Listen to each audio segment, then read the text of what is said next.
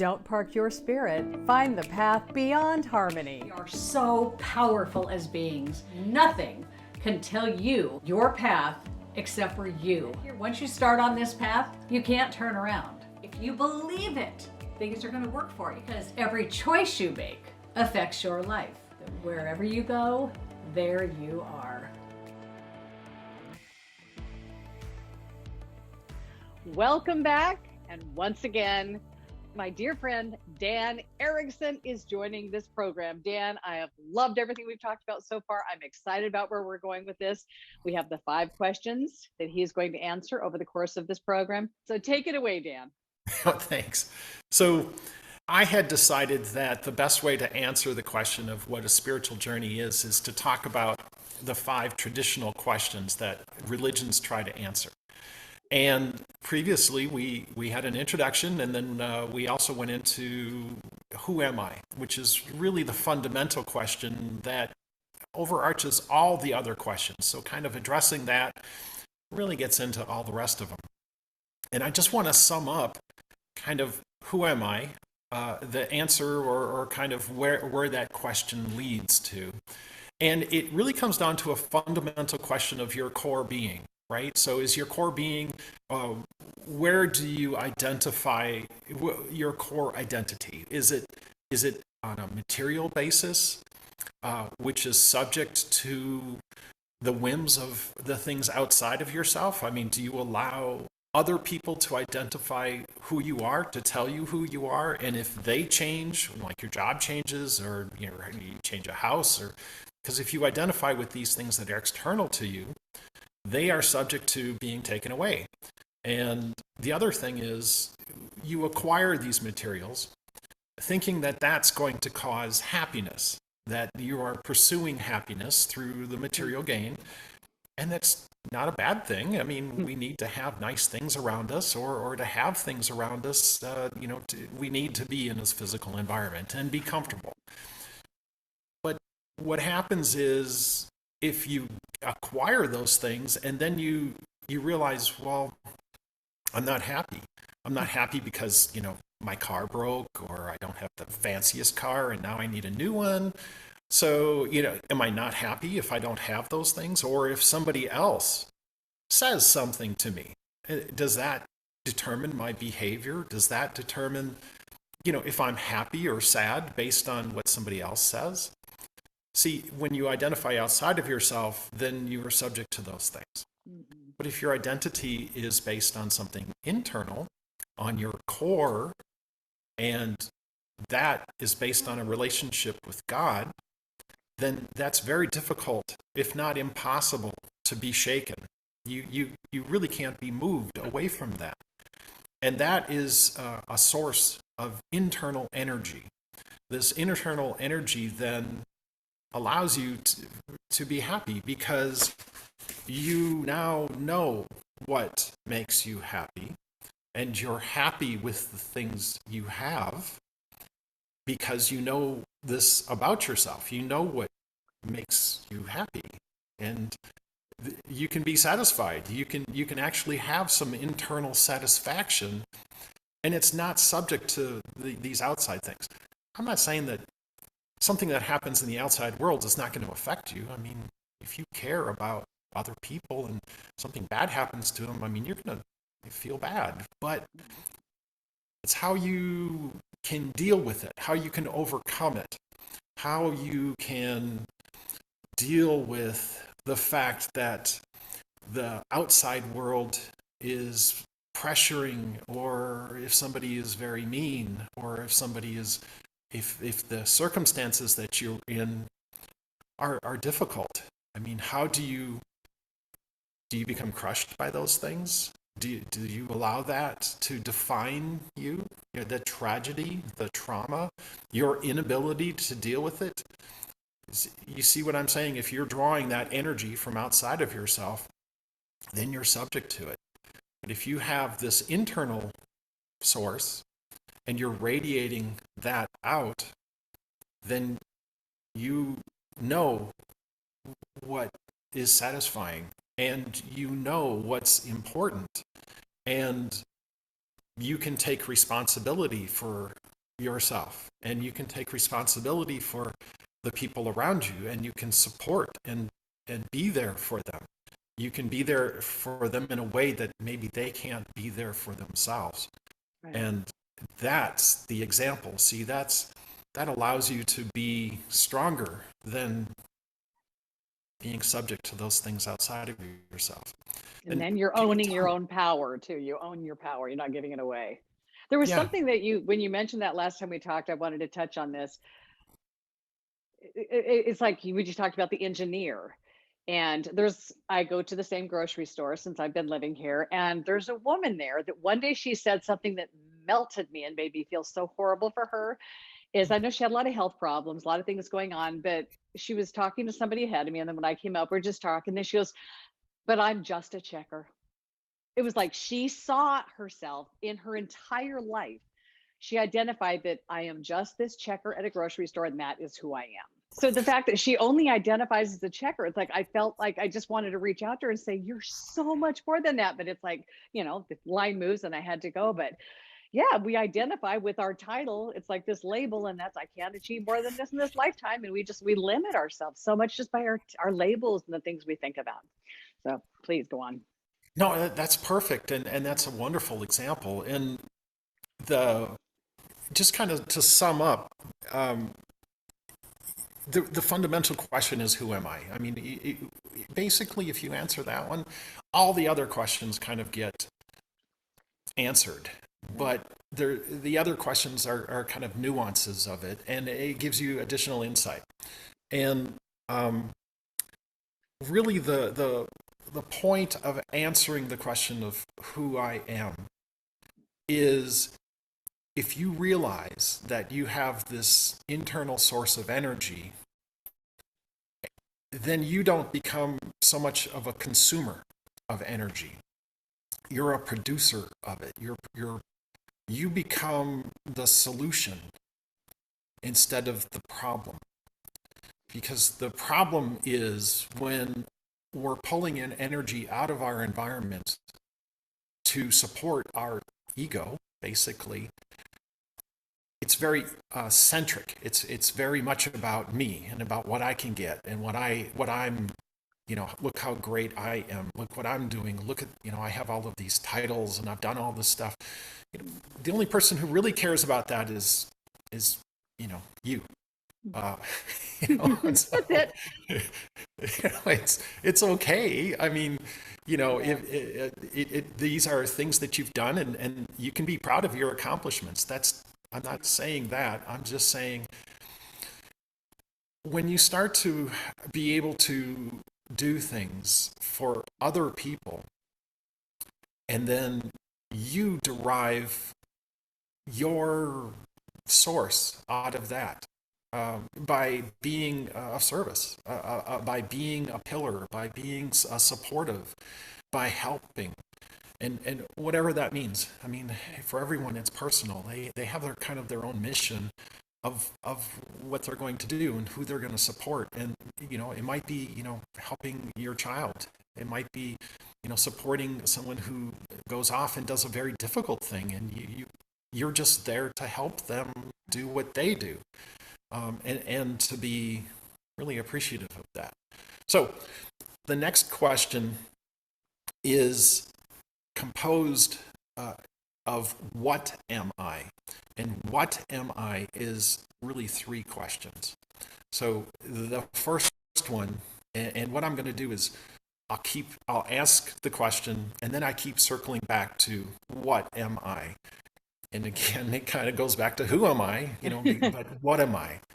And the first question is, where do I come from? Which is a question of origin.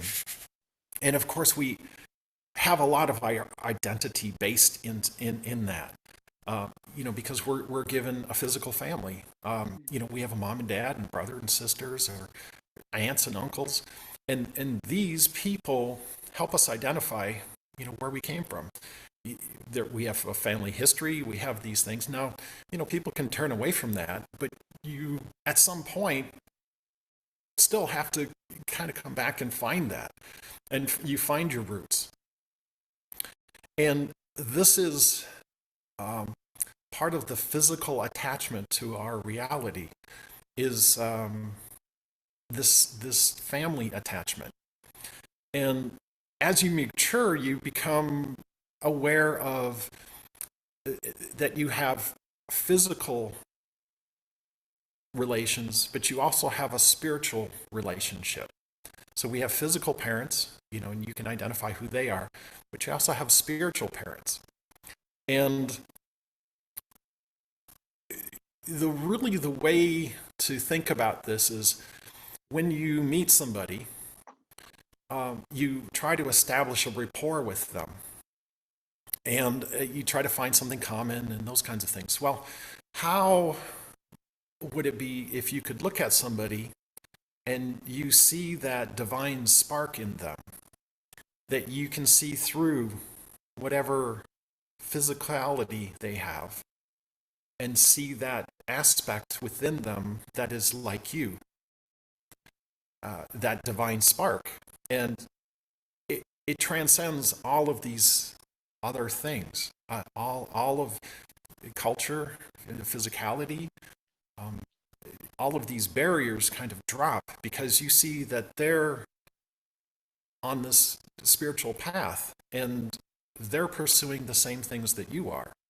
And this becomes a mutual way of communicating and of having a respect and developing a rapport and seeing the humanity in anyone and responding in this loving, kind way, no matter what or who you're encountering.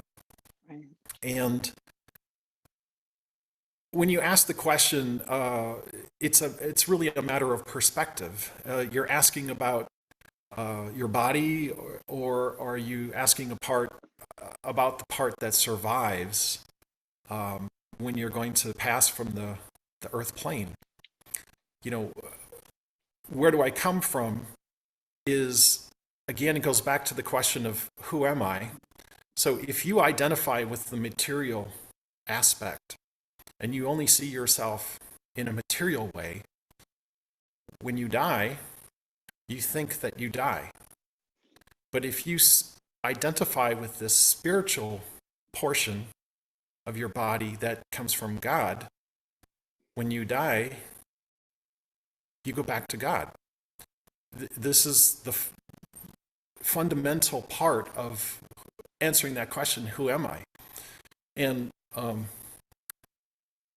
the funny thing is, in some of the Lifeline, some of the things I've read, and it was, they would go to recover, you'd come upon somebody, and they would be laying and sleeping there, and you'd say, well, what are you doing?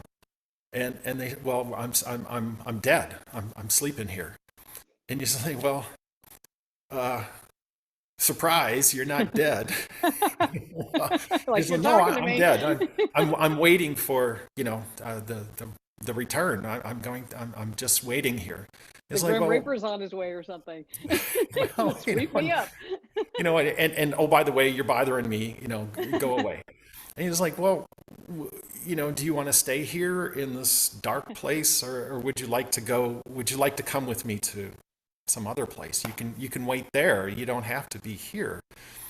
And they're like, no, I think I'm supposed to stay here and just be here. Hover.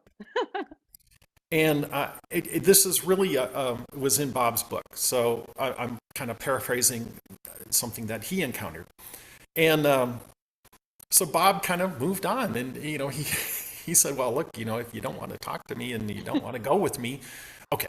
So Bob said that he returned, and in the process of waking this person up, then he wasn't there when he went back. So there's something about the presence and maybe asking questions, right? Is that part of waking up is asking questions and saying, well, what are you doing? Oh, I'm just sitting here. Well, why? Well, because I'm supposed to. Well, why? I mean, if you have a choice. Look, there's a really cool field over there. You could walk in that. Oh, no, I'm going to stay here because I'm supposed to be here. Well, who's telling you those things? I mean, you see, we incorporate these belief systems, and where do I come from? So this is part of these physical attachments. We take on our attachments and we become ingrained in those. And if we can't let go of them, if we can't realize that we're a spiritual being having a physical experience, then when you transition, you take on that belief, the belief that you are an object and therefore you're not a spirit, and something has to come along and change that for you. Some rational, either you come to that realization yourself, and it would be really good if you came to that realization while you were alive, because you can do something about it now, and actually work on yourself and be prepared for that, or you're going to have to deal with it at some point. And then rinse, repeat until we figure it out. Well, hopefully, Yeah. hopefully that's the case. Yeah. So, in Bob's book, when he approached the 27 in the park area, there was a guide who talked to him and said, there's this problem with these stranded people who've transitioned and they don't know they've died, and their energy is trapped in these different areas. Can you help us with that? And so that's really where Lifelines came from. And it's a neat thing to look at. If you've not done it, you should read about it and just see if it's something that you're interested in doing. It's a really neat way of discovering these different, what belief systems, what the results of having different belief systems are. And these are covered in the Explorer sessions. There's a wonderful one to cover this. So do you have any questions, Carrie, at this point? Well, I just want to qualify for those who maybe have not heard the previous recordings. He's referring to the Monroe Institute, Bob Monroe, and the Lifelines course. Is that where they do soul retrieval? Yes. Okay, because I did go to Peak Week and we did a day of Lifelines. And I hear this was back when I wasn't having like a lot of real luck in my meditations, and my meditations were all dark and just really just deep. Soul retrieval was one that I actually was successful. I could not believe it. I actually ended up I was like in a attic of some old building, and there was like back in the days of the I can't remember. It's like the striped prison suit, the ball and chain. Literally, the guy that I got was like with a ball and chain, big striped suit with a big number on his uniform, going back and forth, dragging the chain. And I'm just like, wow, how did I get this guy? But it was like he actually, and I remember we were taught like you need to shape shift sometimes to make them to be something they want you to be, that they would go with. And I was just like, this is really happening to me. But I really helped somebody come to the light, and I left there like, did that really just happen to me? But it does. And everybody in the room actually was successful. Every single one of us was successful at doing a soul retrieval out of all 9 participants. So it's crazy stuff, and it's real. And people are stuck. People don't know. Yeah. And the point that you kind of come to is this realization that you're a spirit having a physical experience. Yeah. And I think we just get so attached to the physical. Yeah, we're so attached to the physical that it's like, no, this is my identity. It's who I am. I have to hold on to this with everything I have. Yeah. And it's this realization that you're a spiritual being having a physical experience, that it answers the first part of what am I?